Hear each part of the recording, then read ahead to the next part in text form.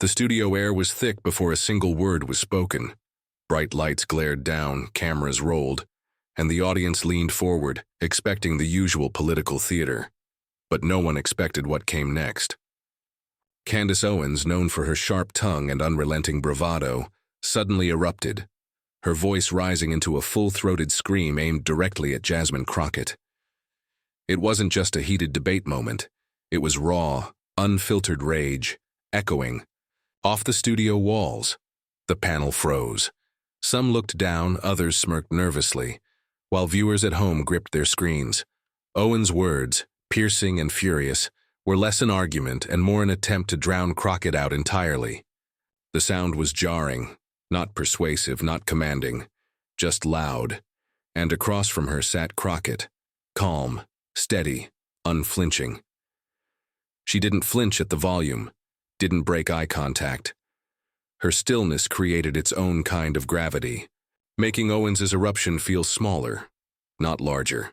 For a heartbeat, the contrast was almost cinematic.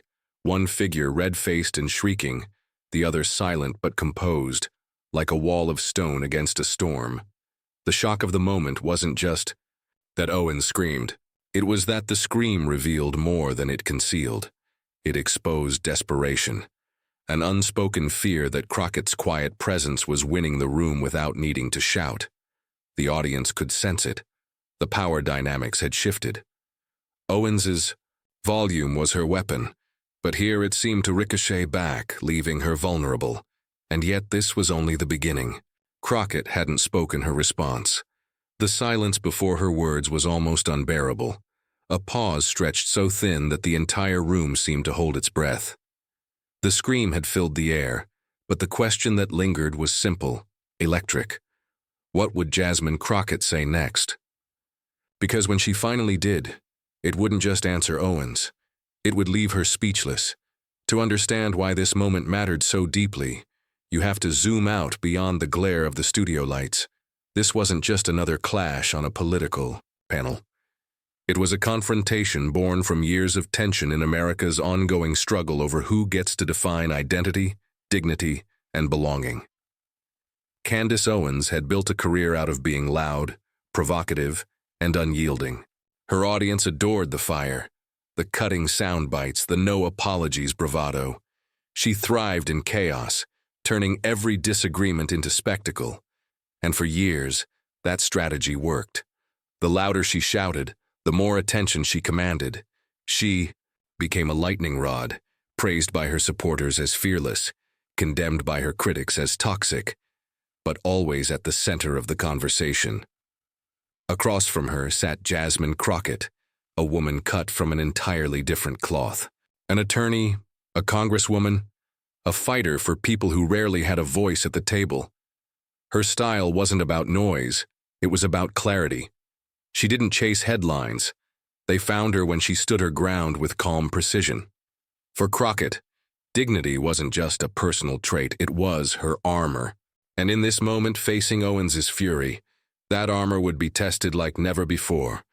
But why did this clash hit so hard with viewers? Because it mirrored a battle so many Americans recognize in their own lives. The scream versus the silence.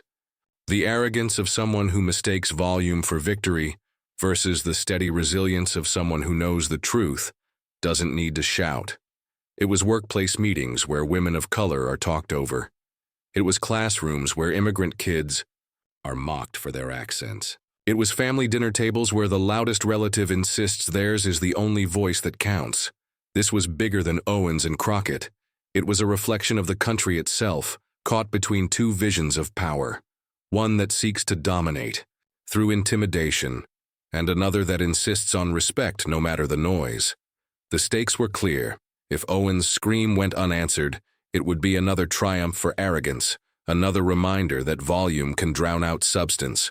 But if Crockett answered, calmly, powerfully, unmistakably, it would send a shockwave far beyond that studio, affirming to millions that dignity still carries weight in a world addicted to chaos. And so, the table was set. Owens had screamed. The panel was rattled. The audience was holding its breath. The nation was watching, asking the same question. Could Jasmine Crockett's calm not only withstand the storm, but silence it? The answer was about to change everything. Candace Owens did not arrive at that panel by accident. Her scream was not an isolated outburst, but the product of a career built on provocation, sharpened over years of leaning into outrage. To understand the weight of that moment with Jasmine Crockett, you have to see how Owens became who she is, and why her style of dominance was destined to unravel the second it met true composure. Her story begins far from the megaphones of conservative media. Owens once identified as liberal, even aligning herself with progressive causes in her early years. But somewhere along the way, she recognized something. Outrage sells. In a fractured media landscape, it wasn't reasoned. Argument that drew the biggest crowds, it was spectacle. The louder the voice, the sharper the insult, the more viral the clip. She saw a path to fame, and she sprinted down it. Owens reinvented herself as the conservative firebrand who would say what others were too afraid to say. She attacked political opponents with theatrical bravado, dismissed critics with smirks, and delivered talking points with a mix of confidence and scorn. It was a persona engineered for attention, and attention came fast. Appearances on Fox News, viral speeches, a book deal, adoring fans who cheered her as fearless. But beneath the surface, contradictions piled up. Owens championed free speech, yet often mocked or tried to silence those who disagreed with her. She claimed to defend traditional values while building a brand on controversy and shock. She railed against identity politics, even as her own persona thrived on the identity of being the conservative black woman who defied expectations. This duality wasn't lost on her critics. They saw the pattern. Owens didn't win debates by persuasion. She won them by overwhelming, by shouting, interrupting, and turning any discussion into a spectacle where she held the spotlight. Her power came not from depth, but from volume. And in a world addicted to hot takes and viral moments, that strategy was effective until it wasn't. Because here's the truth about power built on noise. It's fragile. It looks strong on the surface, but the second it encounters someone who refuses to flinch, it begins to crack. Noise can dominate silence only if the silence breaks. And when Owens sat across from Jasmine Crockett, she faced something she hadn't truly encountered before, someone who would not break. Owens entered that panel confident in her playbook. She had used it 100 times before. Raise her voice, dominate the exchange, leave her opponent rattled and the audience dazzled by her command of the stage. To her, Crockett was just another opponent to bulldoze. But what Owens didn't anticipate was that Crockett's calm would expose the weakness at the very core of her style. And that weakness was arrogance. Owens's scream wasn't the sound of confidence. It was the sound of desperation. Deep down, she understood that shouting doesn't erase truth. Interruptions don't equal insight. Her brand, so carefully constructed, was vulnerable the moment someone refused to be intimidated. That's why this clash mattered. Because Owens wasn't just another panelist. She was a symbol of a certain kind of politics, the kind that prizes spectacle over substance, heat over light, volume over clarity. And when her scream ricocheted against Crockett's calm, it revealed what her critics had always suspected. The empire of noise rests on shaky ground. Owens may have thought she was stepping into another routine debate, ready to play her role, ready to dominate. But this time, the stage wasn't hers, because across from her sat Jasmine Crockett, not just an opponent, but the exact counterweight to her entire persona, and Owens's scream. It wasn't just a moment of passion. It was the first crack in the armor she had spent years constructing. The audience didn't know it yet, but history was about to remember this moment not as Owens's triumph, but as the day her scream met silence and lost. Jasmine Crockett's calm response in that panel didn't come out of nowhere. It wasn't instinct alone, or some sudden flash of composure. It was the product of a life that had demanded restraint, discipline, and the quiet strength to withstand storms without breaking. To understand why her stillness carried so much force, you have to walk through her journey. The fire that forged her into someone who could sit across from Candace Owens, absorb a scream, and respond with dignity instead of fury. Crockett grew up with the weight of expectation and the reality of struggle. Like so many black women in America, she lived in a country that measured her twice, once by her race and again by her gender. Every achievement had to be bigger, every mistake punished harsher, every step forward earned through battles invisible to those who never carried her burden. But instead of bowing under that weight, she learned to stand taller. Her education became both shield and sword. Determined to arm herself with knowledge, she pushed through institutions where faces like hers were few, in lecture halls where whispers questioned whether she belonged. She mastered the material until her brilliance silenced doubts. Law school sharpened her voice further. There she realized the law wasn't just a book of rules, it was a weapon, one that could be turned against injustice if wielded with precision. As an attorney, Crockett threw herself into cases that others overlooked. She represented those who had no power, no resources, no one else willing to stand beside them. She defended the accused who couldn't afford polished lawyers. She fought for families crushed by systemic failures. And in every courtroom she learned the same lesson. Truth doesn't need to be shouted. It needs to be steady, clear, and unyielding. When she stepped into politics, it wasn't for spectacle. It wasn't for clout or sound bites. It was because she had seen firsthand how laws shaped lives, how policies dictated whether justice was a theory or a reality. She entered Congress not to join the noise, but to cut through it. And though critics labeled her fiery or brash, those who knew her saw something else. Resilience disguised as passion, clarity disguised as defiance. That resilience was hard-earned. Crockett knew the sting of being underestimated, the exhaustion of being interrupted, the weight of constantly having to prove herself. She had lived it in classrooms, in courtrooms, in political chambers, so when Candace Owens screamed at her across a panel, it wasn't shocking, it was familiar. Crockett had faced versions of that scream her entire life. It had just worn different faces, different tones, different disguises. But here is where Crockett's story diverges from the pattern. Instead of letting anger consume her, she learned to master it. Instead of meeting noise with noise, she chose to channel her power into composure. Because she understood that the real strength is not in matching volume, but in refusing to yield dignity. And that was the difference. Owens had built a career on commanding attention, on rattling opponents, on turning debates into spectacles. But Crockett was not raised for spectacle. She was raised for survival. Her calm was not weakness. It was survival strategy elevated into art. She had trained her whole life for that very moment, even without realizing it. Her backstory matters because it reframes the clash. What looked like a panel debate was actually the collision of two paths. One path built on provocation, spectacle, and volume. The other built on discipline, resilience, and truth. Owens screamed because that was all she had. Crockett didn't need to scream because she had something stronger, conviction. And conviction has a way of piercing through the noise, cutting deeper than decibels ever could. That's why, when she finally opened her mouth to respond, her words carried a weight that silence alone couldn't hold. It wasn't just a rebuttal. It was every lesson she had learned, every obstacle she had overcome, every quiet victory that had trained her to remain unshaken. The audience might not have known her entire journey, but they felt it in that moment. They felt that calm wasn't passive. It was powerful. That Crockett wasn't just speaking for herself. She was speaking for every person who had ever been shouted down, dismissed, or told they didn't belong.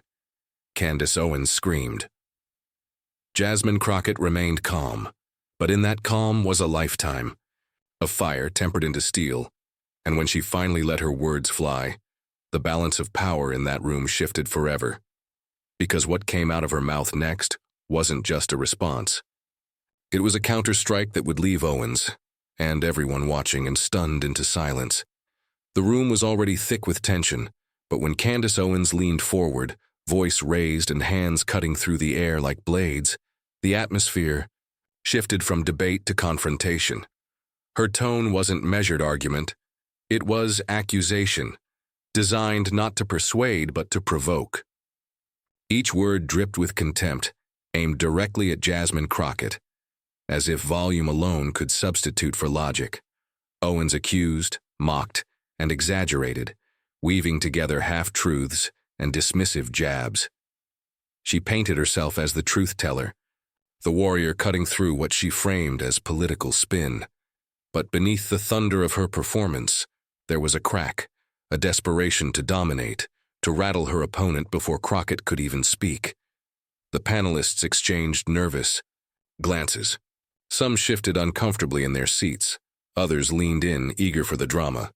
Cameras zoomed closer, sensing that what was unfolding would be replayed, clipped, and dissected for days to come. Social media feeds lit up instantly. Viewers, live tweeting the clash, hashtags forming before the exchange had even reached its peak. Crockett sat still, her expression unreadable. Not a flicker of panic, not the slightest sign of being thrown off balance. She let Owens continue, let the storm rage, never once interrupting. That very patience unsettled the room, because in politics, silence often speaks louder than shouting. Every second she remained calm, made Owens's outbursts feel more unhinged. Then came the breaking point. Owens leaned so far into the attack that her voice nearly cracked.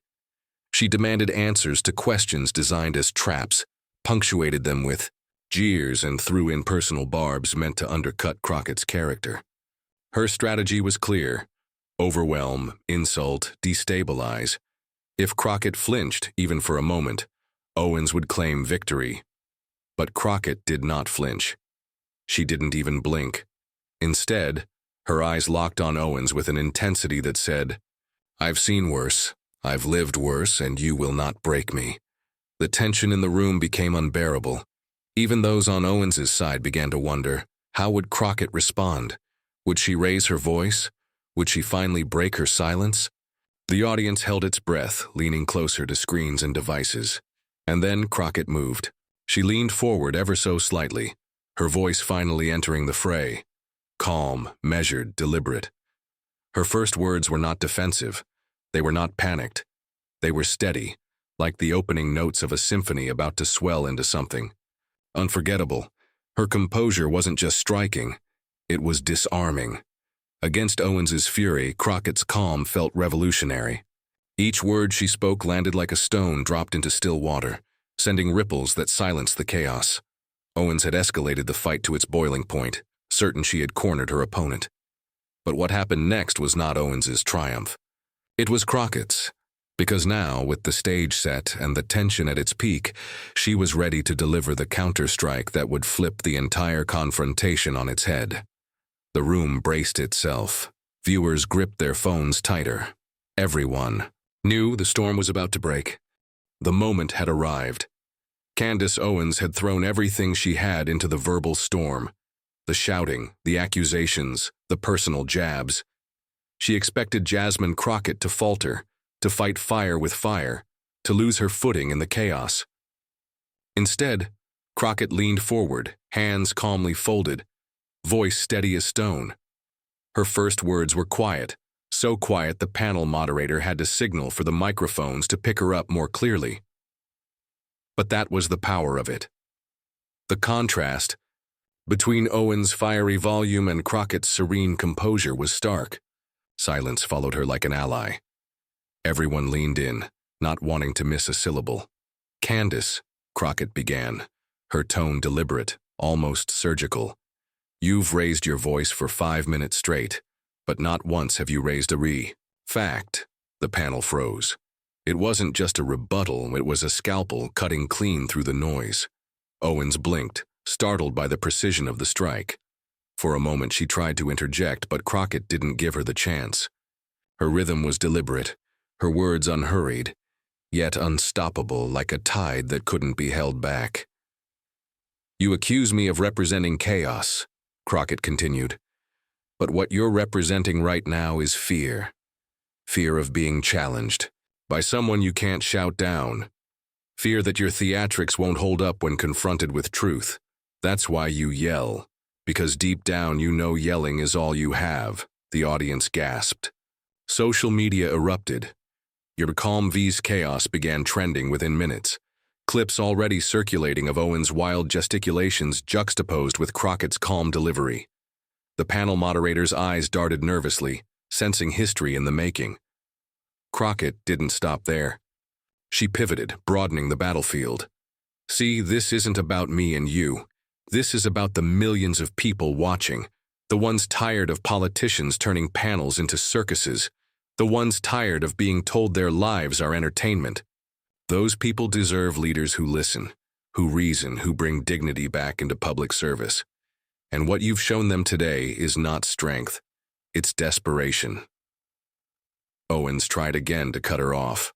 You don't, she began, voice sharp. But Crockett calmly raised her hand, just slightly, not even glancing her way. The gesture alone was devastating. It silenced Owens mid-sentence, not because she respected it, but because it was so unexpected. The audience gasped again. Crockett, without raising her tone, had commanded the room in a way Owens never could with her screams. Then came the pivot that turned a personal clash into a universal message. Candace, you keep screaming at me as if that makes you stronger.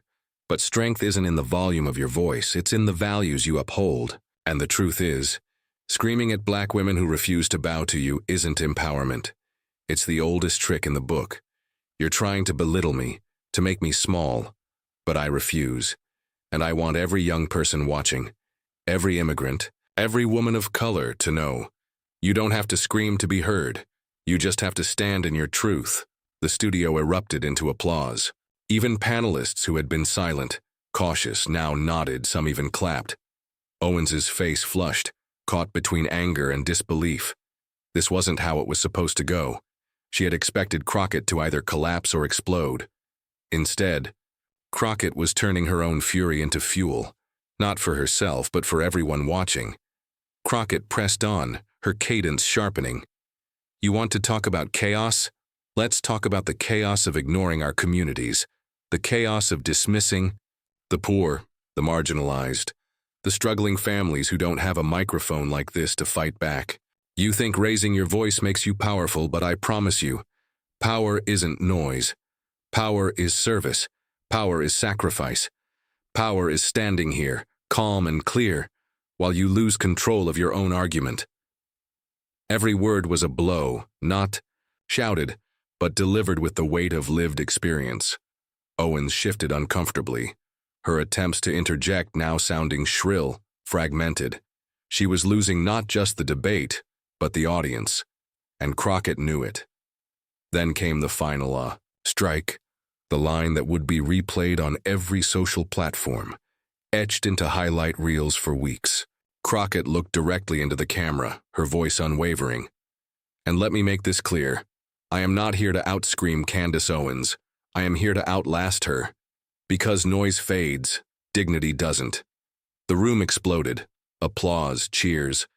A standing ovation from parts of the audience. Even those who had entered skeptical now couldn't deny what they had witnessed. Crockett had not only held her ground, she had flipped the dynamic entirely. Owens's screams now looked hollow, while Crockett's calm radiated authority. On Twitter, hashtags multiplied. Juris Dignity. Doesn't Fade joined Sue Calm V's chaos. TikTok users clipped her final line, adding cinematic music underneath. Commentators tweeted mid-broadcast. We just witnessed a political masterclass. Memes spread instantly, Owens screaming next. To Crockett's stillness, captions reading, Who really won? Owens sat back, lips tight, eyes flashing. But it was too late. The damage was done. She had unleashed her full fury, and yet it was Crockett's composure that owned the moment.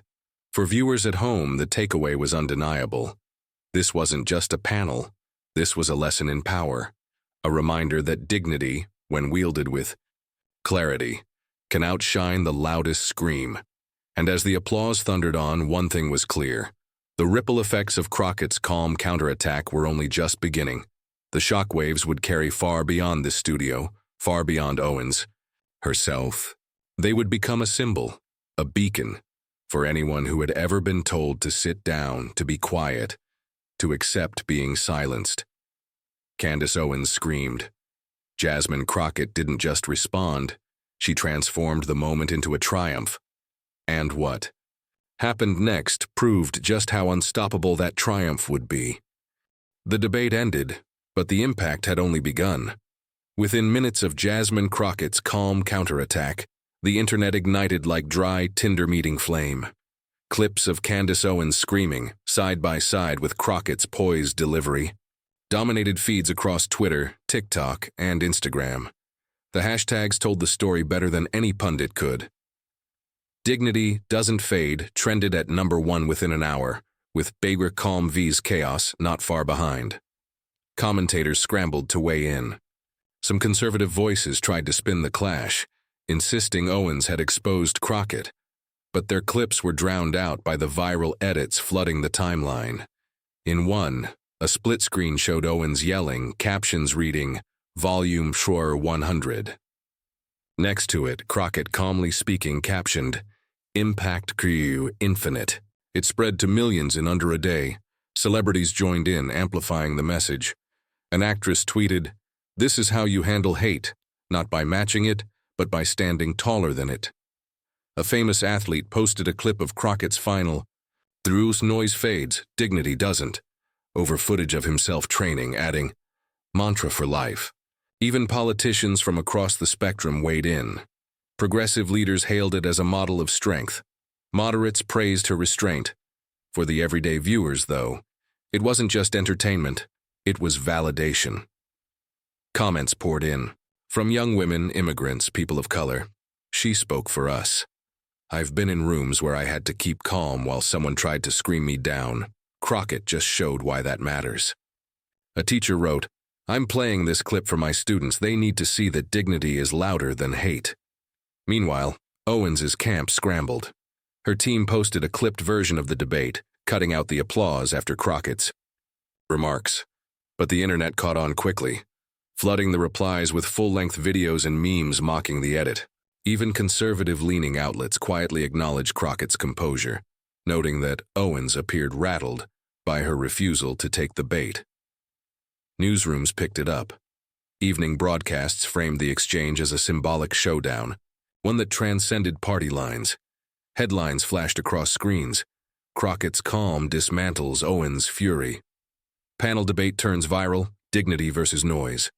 Analysts described it as a masterclass in composure, predicting that Crockett's influence would grow far beyond the moment. The shockwaves rippled into communities too. Churches shared the clip as a lesson in patience under fire. College. Students organized watch parties, turning the panel into a case study in modern political discourse. Parents replayed the moment for their children, saying, This is how you stand up for yourself without losing yourself. It wasn't just about Crockett anymore. The moment had tapped into something universal, the longing for leaders who don't confuse chaos with courage, who don't equate volume with value. And the more Owens fumed online, the more her anger underscored the contrast. She tweeted furiously, insisting she had dominated the debate. But the replies told a different story. Thousands of users posting Crockett's calm face alongside her words. The internet had decided the winner, and it wasn't even close. By the end of the week, Crockett's clip had amassed tens of millions of views across platforms. She became the face of countless think pieces, not just about politics, but about cultural resilience. Writers drew parallels to history, the tradition of marginalized voices refusing to be silenced, refusing to bow to rage. Crockett had stepped into that lineage, and the world had noticed. For her supporters, it wasn't simply a viral moment.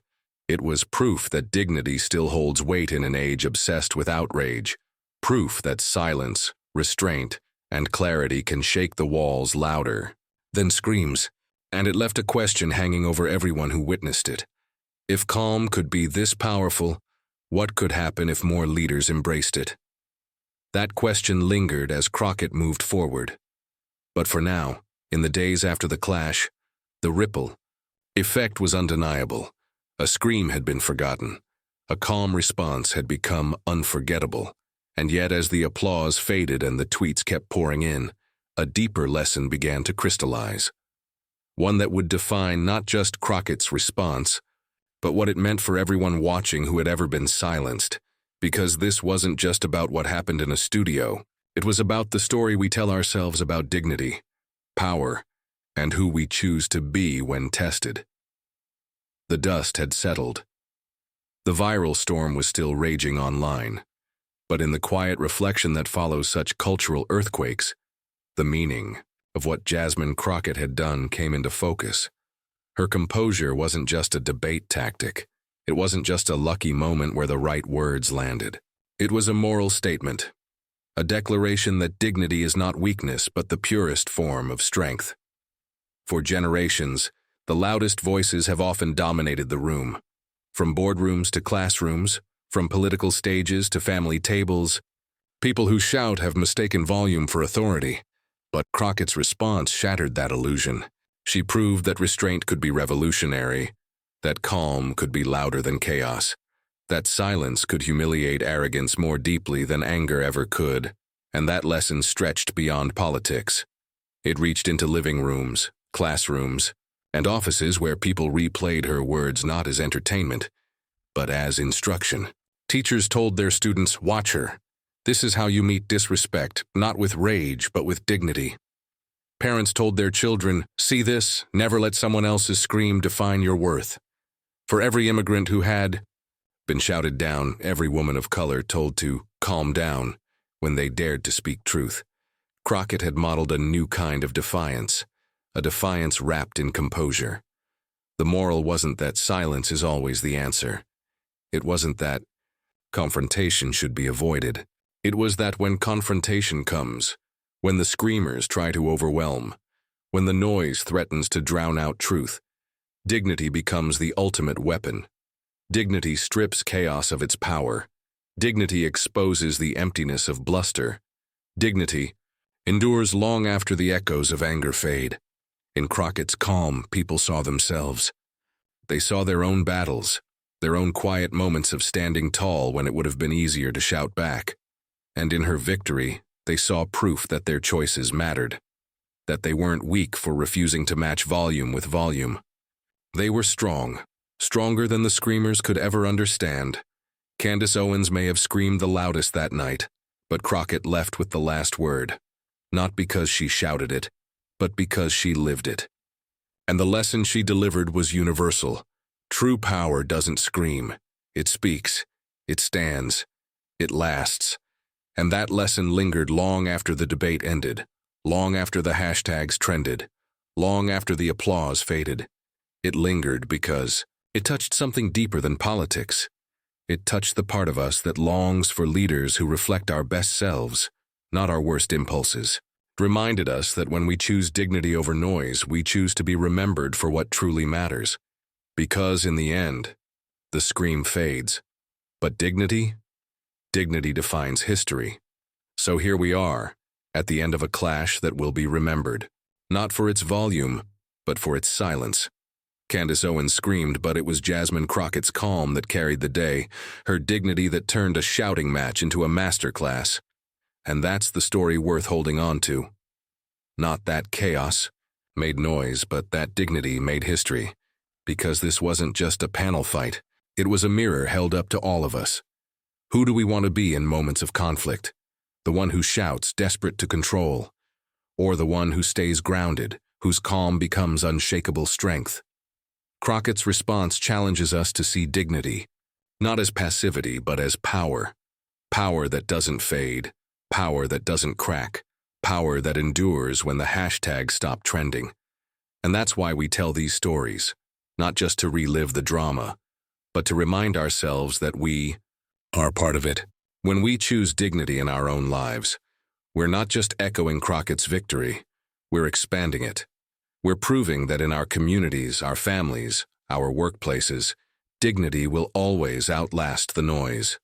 So if this moment spoke to you, if it made you pause, if it gave you pride, if it reminded you of your own resilience, don't keep it to yourself. Share it. Let others see the power of calm against chaos. And if you want to be part of more stories like this, stories that lift dignity above arrogance and truth above spectacle, then subscribe, join this community, and help us spread the message. Because in the end, dignity doesn't just win debates. Dignity defines who we are.